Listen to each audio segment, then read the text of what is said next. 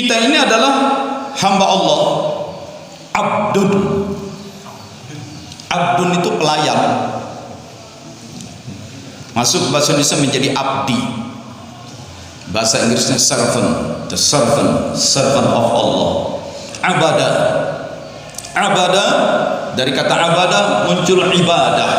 Abadah itu to serve, melayani, ibadah, services.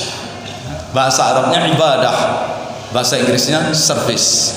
Hidup untuk apa? Service, pelayanan kepada Allah. Arti ibadah itu pelayanan. Itu makna ibadah, pelayanan kepada Allah. Tetapi kita pun oleh Allah ditugaskan.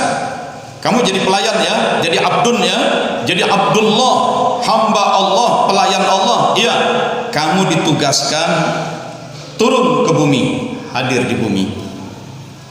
Selama di bumi, tugas kamu sebagai khalifah. Khalifah itu artinya wakil. Khalifatullah, wakil Allah. Sebagai wakil Allah, ngapain di muka bumi? Memimpin.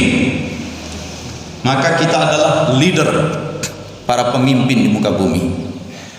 Memimpin kehidupan di muka bumi. Lakukan tugas sebagai pemimpin, mengelola kehidupan di muka bumi, tapi in the name of Allah, atas nama Allah. Bertindaklah demi, untuk, dan atas nama Allah, karena kamu wakil Allah, karena kamu pelayan Allah. Pimpin kehidupan, tapi lakukan semuanya atas nama Allah, in the name of Allah. Bahasa Arabnya Bismillah. Bismillah itu artinya atas nama Allah, demi dan untuk Allah, in the name of Allah. Saya goreng ikan ini. Jadi menggoreng ikan itu bukan karena dorongan hawa nafsu. Lapar, ikannya gede, gurame, goreng biar enak dimakan. Maka menggorengnya dengan hawa nafsu. Karena lapar, ini ikannya besar, kalau digoreng enak, goreng, biar enak. Kasih garam, kasih tambah bubuk cabai. Itu menggoreng dengan hawa nafsu. Tapi Bismillah, in the name of Allah. Hai ikan, kumatikan engkau atas nama Allah, demi Allah. Karena aku pemimpin di muka bumi ini, ku goreng engkau. Ada orang membunuh di Arab, maka keluarga terbunuh diberikan hak kisos. Hari Jumat, selesai sholat Jumat, di depan pintu Masjidil Haram yang besar itu, plaza, dibawa si narapidana. Ya, tangannya diikat ke belakang, dia kemudian berlutut di lantai. Maka pengadilan membacakan, orang ini begini kejahatannya, ini sudah dijatuhkan hukuman pancung oleh hakim. Apakah ada keluarga korban, ahli waris korban yang mau memaafkan orang ini? Kalau tiba-tiba muncul, saya paman si korban, saya maafkan dia, nggak jadi dipancung. Tidak ada, karena tidak ada, ya berarti orang ini pancung. Kita jamaah haji, jamaah umroh kan pada nonton. Wah, ini orang dihukum pancung. Kita nggak sadar. Tahu-tahu dari belakang kita ada yang colek kita. Tengok, tinggi besar, bawa pedang. Wah, algojonya datang dari belakang. Tiba-tiba si terdakwa dan nunduk, cabut pedang. Bagian pedang yang tumpul ditempelkan di tengkuk, begitu kan? Ditempelin begini kan, dia kaget, disangka udah kena. Dia mendongak, begitu dongak, yang tajam lewat, langsung terpental itu kepala, terguling-guling. Orang itu langsung roboh, nggak ada menggelepar-gelepar. Nah, itu darah menyembur. Nah, itu si algojonya, dia datang, orang tidak perhatikan, tahu-tahu muncul. Orang masih memperhatikan kepala yang terguling, dia sudah hilang. Dia masuk, dia mandi, dia sholat, taubat. Sebelumnya dari pagi pun dia sudah sholat, sudah zikir. Jangan sampai ketika dia ayunkan pedang itu, penjahat kamu, dengan penuh kebencian. Nggak boleh. Maka dia dengan taubat, tugas saya diamanahkan oleh negara. oleh Quran dan hadis untuk menghukum orang yang bersalah ini, maka lakukan bismillah, in the name of Allah, atas nama Allah.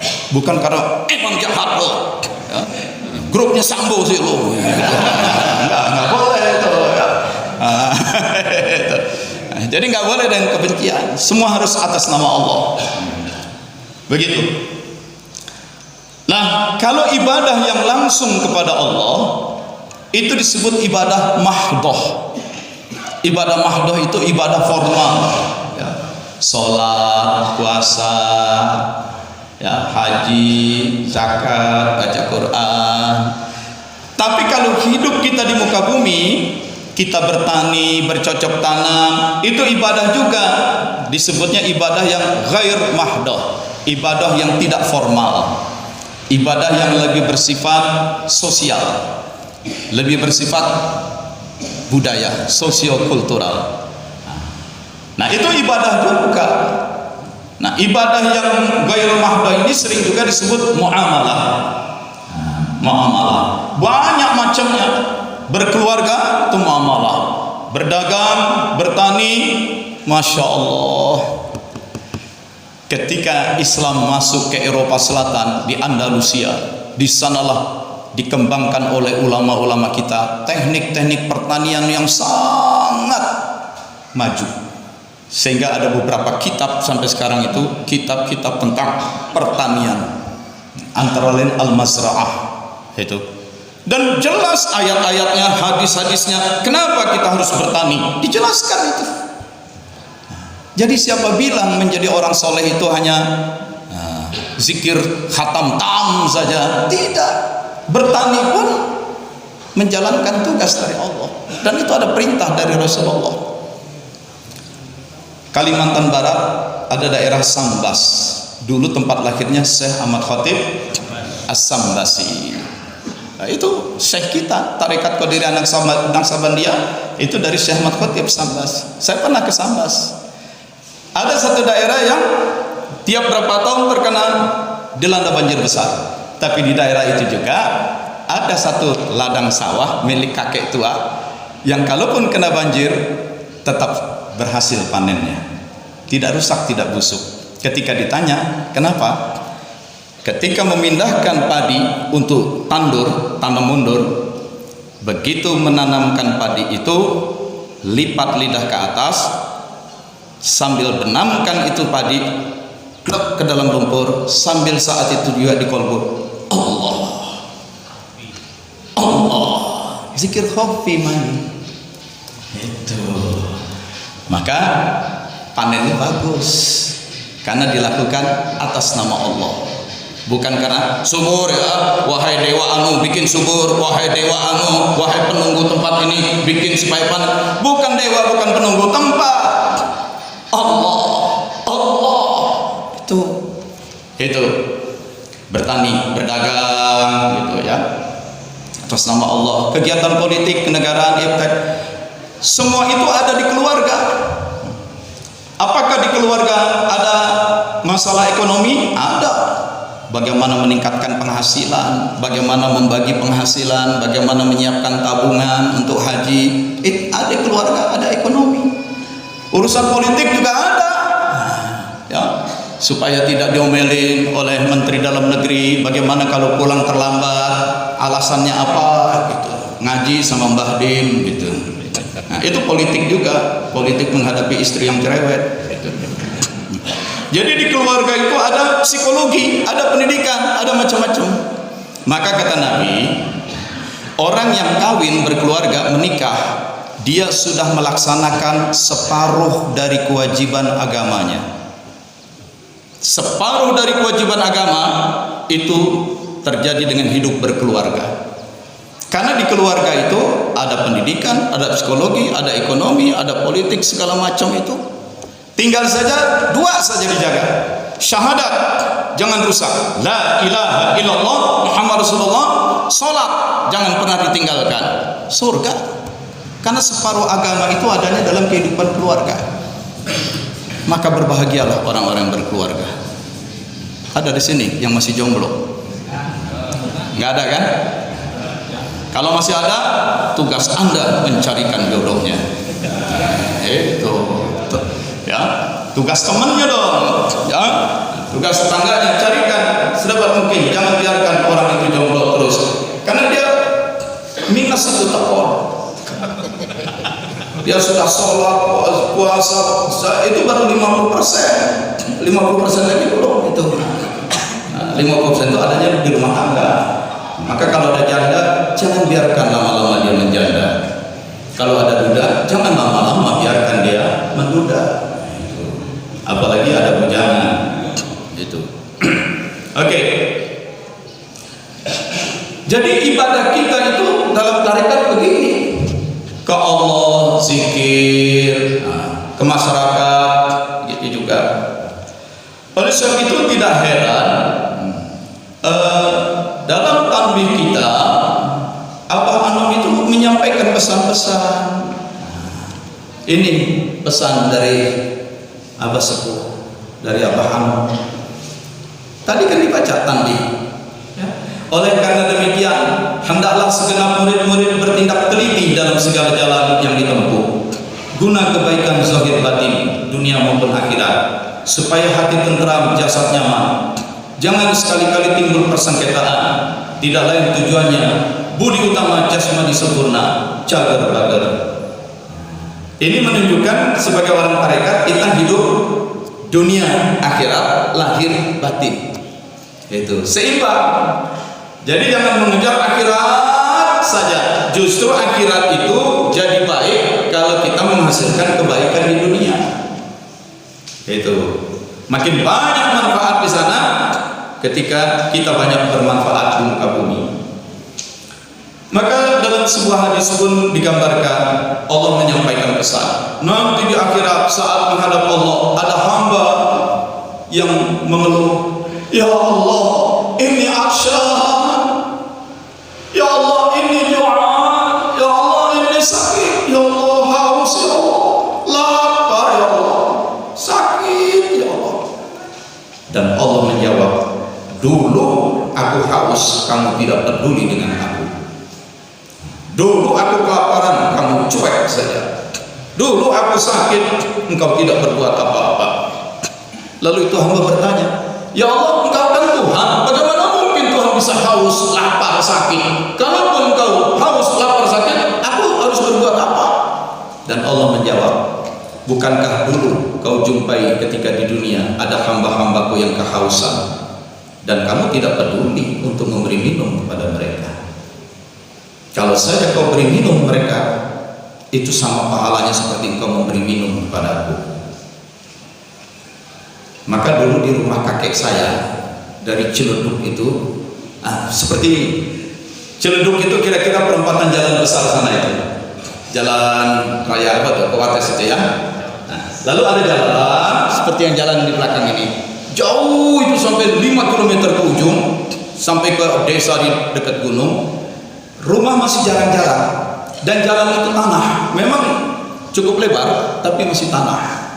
Tapi di masyarakat adat kami dulu, di kakek saya itu ada hukum adat. Semua orang yang rumahnya di pinggir jalan besar itu wajib menyediakan gentong, empayan di pinggir jalan di dekat pagar rumahnya, menyediakan gayung yang dari batok kelapa itu dan gelas. Dan saya kalau sedang pulang ke rumah kakek saya itu ngangkat air dari sumur, pakai sumur sengget, sumur yang pakai batang bambu itu, dengan ember tuangkan. Lalu saya, ini apa? Buat orang para petani di kampung sana, kalau dia berjalan ke Ciledug sana, dia kehausan, dia minum. Pesan itu. Ada orang yang di akhirat, ya Allah, panas nih, panas, haus. Dulu aku kehausan, kamu tidak peduli. Bagaimana mungkin Tuhan haus? Apa yang harus aku perbuat? Bukankah dulu di dunia kau jumpai hamba-hambaku kehausan dan kamu tidak peduli? Saran saya, kita punya masjid bagus persis di pinggir jalan. Letakkanlah di depan itu dispenser air. Usahakan ya, kasih colokan listrik. Minimal kalau nggak mau susah, taruh aja satu kardus isinya gelas botol-botol plastik, apalagi kalau dikasih dispenser kali ya. Orang yang sedang lalu lalang lewat numpang sholat, mau air dingin ada air dingin, mau kopi, sediakan kopi sasetnya. Percayalah, masjid ini kasnya tidak akan bangkrut dengan menyediakan minuman untuk para musafir, insya Allah ya. Karena dulu kalau saya mau ke Suryalaya tahun 90-an lewat daerah Cianjur, tidak lama dari pasar Cianjur yang jalan turun panjang itu ada masjid sederhana, dia sediakan termos gitu. Ini untuk apa? Minum Pak, gratis. Termos air panas, ada teh, ada gula, ada kopi, bikin sendiri. Ada ember. Orang penjaganya lihat dari jauh. Kalau ember itu sudah penuh dengan gas kotor, dia bawa ke kamar mandi, dia cuci, taruh lagi, dia rapikan. Nggak ada diminta biaya, tidak ada. Tapi sejak dipasang seperti itu, orang-orang yang numpang sholat di situ masukkan uang ke kotak itu jadi lebih banyak malah. Yang nggak punya duit ya memang nggak masukkan, nggak sedekah, nggak apa-apa kok. Tapi yang punya duit merasa bersyukur. Ya memang namanya orang naik motor tiba-tiba haus dan disediakan. Kalau beli, aku juga bisa beli ke sana, ke warung sana, tapi kan jalan lagi. Ini udah ada dan ini masjid. Aku minum, kenapa tidak aku kasih dengan harga 4-5 kali lipat? Dapat pahala kok. Akhirnya setelah sekian bulan itu bukan lagi termos Pak, dispenser yang air panas pakai listrik gitu. Akhirnya makin lengkap, ada roti, ada, dan kemudian masjid itu jadi masjid yang besar sekali, mega. Karena orang nyumbangnya jadi banyak. Lapar ya Allah, dulu aku kelaparan, kau tidak peduli. Nah ini. Sakit ya Allah, dulu aku sakit, kamu tidak peduli. Gimana engkau sakit? Sesungguhnya kalau ada hamba-hambaku sakit, lalu engkau datang menjenguk, menghibur, menyenangkannya, maka engkau tanpa sadar sebenarnya menjenguk aku yang ada di sisinya. Salah satu putra Abah, Haji Didin Khidir, kabarnya sedang dalam keadaan koma saat ini. Mudah-mudahan sudah lebih baik di rumah sakit Angkatan Laut. Untuk Haji Didin Khidir, semoga Allah ringankan beban, semoga Allah angkat penyakitnya, semoga Allah mudahkan semua urusannya. Beliau adalah putra dari guru mursyid kita. Ya Allah, bisirril Fatihah.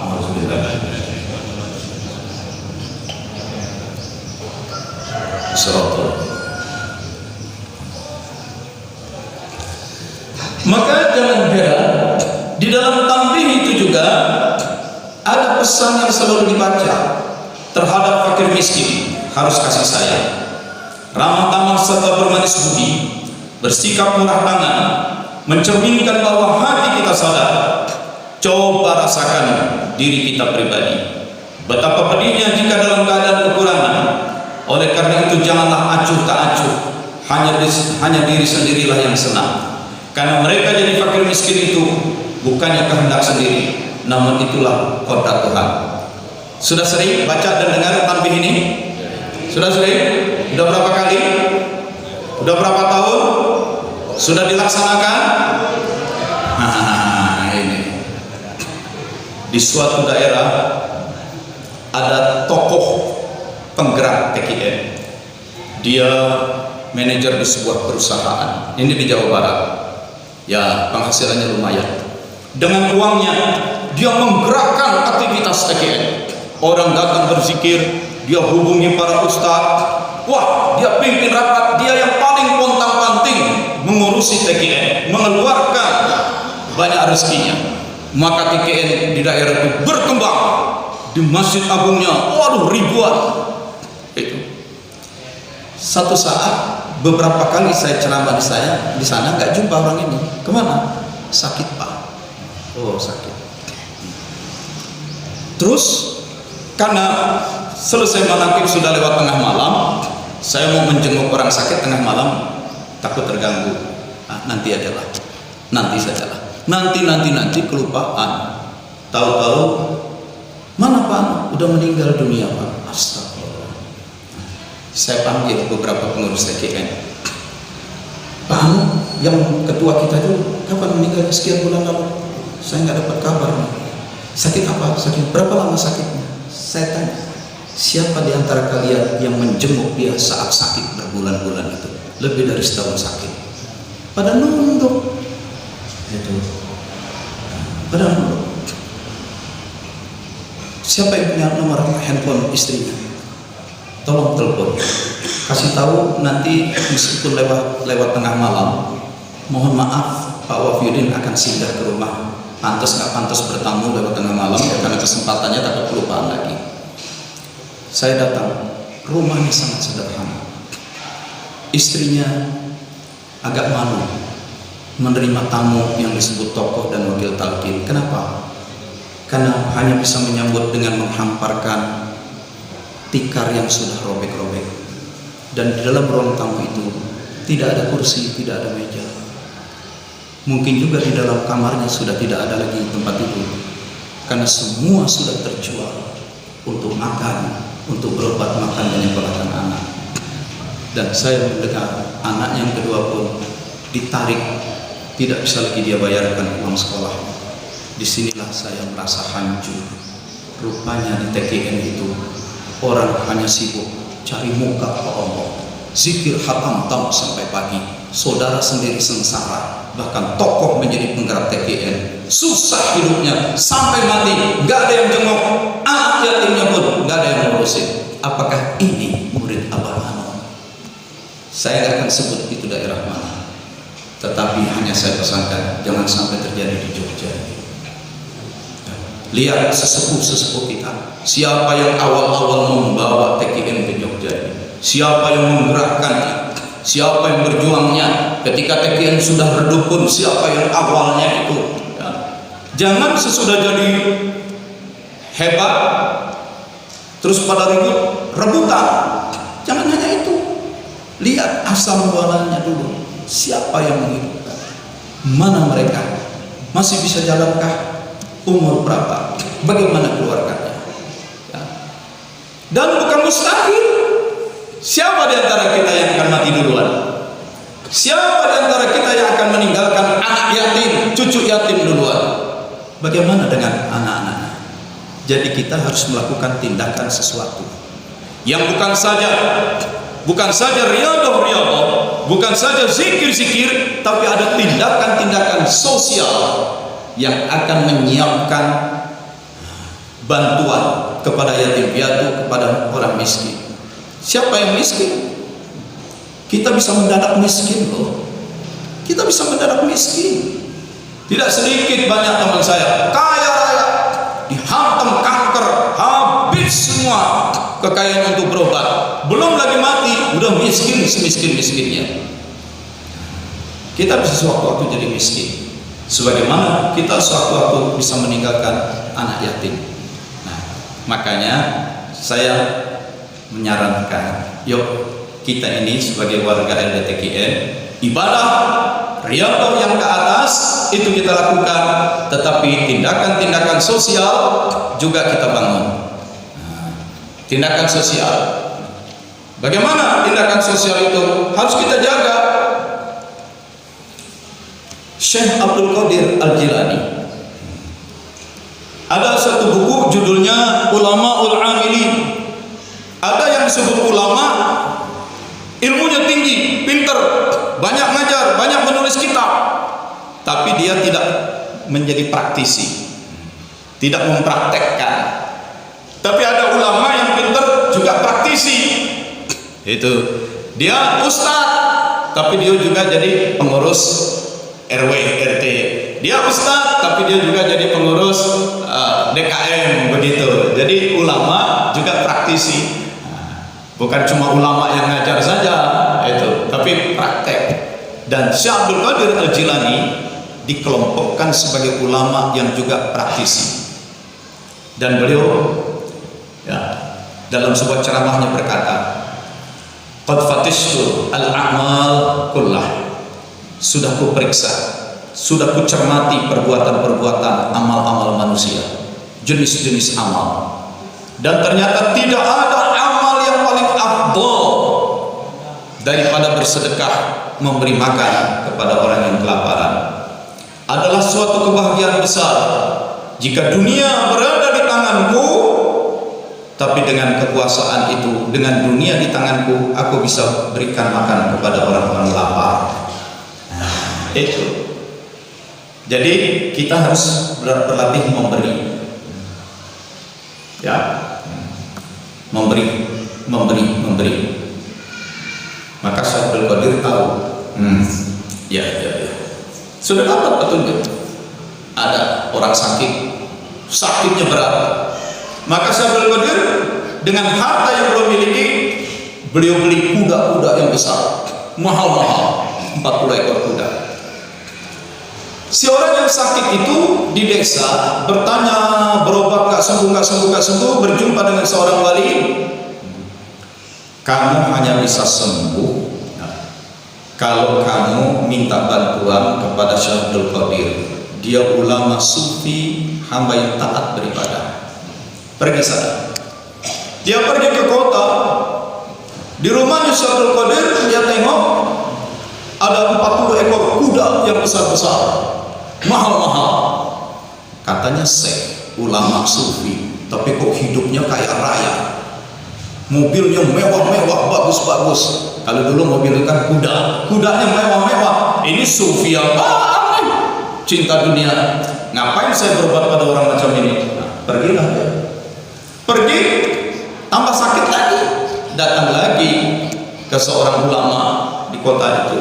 Kata ulama itu, kamu penyakitnya ini hanya bisa sembuh kalau kamu makan 1 hari makan jantung kuda selama 40 hari. Berarti kamu harus menyembelih 40 ekor kuda.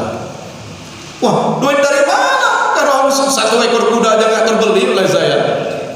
Kamu minta tolong pada Syekh Abdul Qadir. Itu. Maka dia datang. Saya disuruh untuk kesini. Hanya saya bisa berobat. Apa kata Syekh Abdul Qadir? Iya, saya memang sudah diberitahu oleh Allah. Maka aku beli kuda 40, aku rawat, aku urus memang buat kamu berobat. Tuh, ambil aja semua kudanya. Malu dia. Tadinya dia menyangka sufi apaan ini, hidup kaya raya, mobilnya mewah-mewah, kudanya bagus-bagus. Ternyata itu disiapkan untuk dikorbankan oleh isi Syekh bagi muridnya.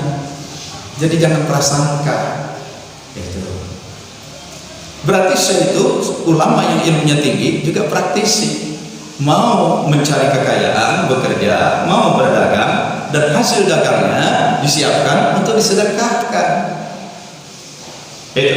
Karena Syekh Abdul Qadir tahu, biar jadi wali kayak apapun, biar rajin qiyamul lail kayak apapun, ara'aital ladzi yukadzibu bid-din. Tahukah kalian orang yang mendustakan agama? Fadzalikal ladzi yad'ul yatim, orang yang tidak peduli pada nasib yatim.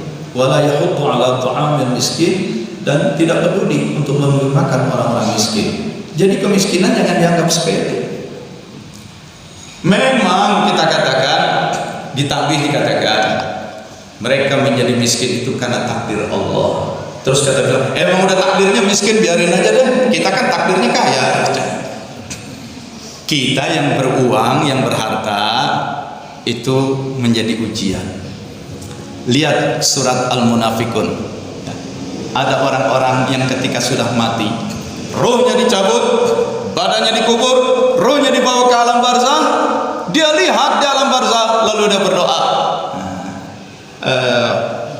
la in akhartani ila ajalin surat Al-Munafikun.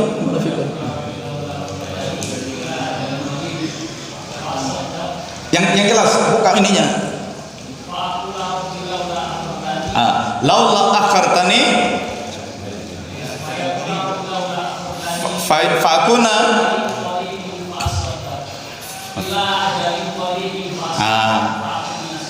laula akhartani ila ajalin qarib. Begitu dia sudah sampai ke alam barzah, begitu ya di alam barzah, ya Allah, kembalikanlah aku ke muka bumi, tunda kematianku sebentar saja, kasih kesempatan aku hidup sebentar saja.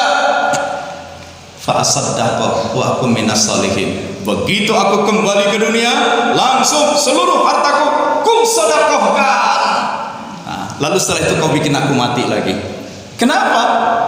Karena setelah di akhirat itu, di alam barzah dilihat orang-orang yang banyak bersedekah, tempatnya mewah-mewah, bagus-bagus itu. Jadi ada itu, lihat ayat Quran surat Al-Munafiqun. Banyak orang beriman setelah mati dengan iman dan sholatnya, dia akan masuk surga, betul, dia akan masuk surga. Tetapi dia lihat orang-orang yang banyak bersedekah, surganya lebih hebat, maka dia menyesal dan dia memohon, tundalah kematianku sebentar saja. Kalau kau bikin aku kembali ke dunia sebentar, aku akan bersedekah. Jadi jangan takut untuk bersedekah.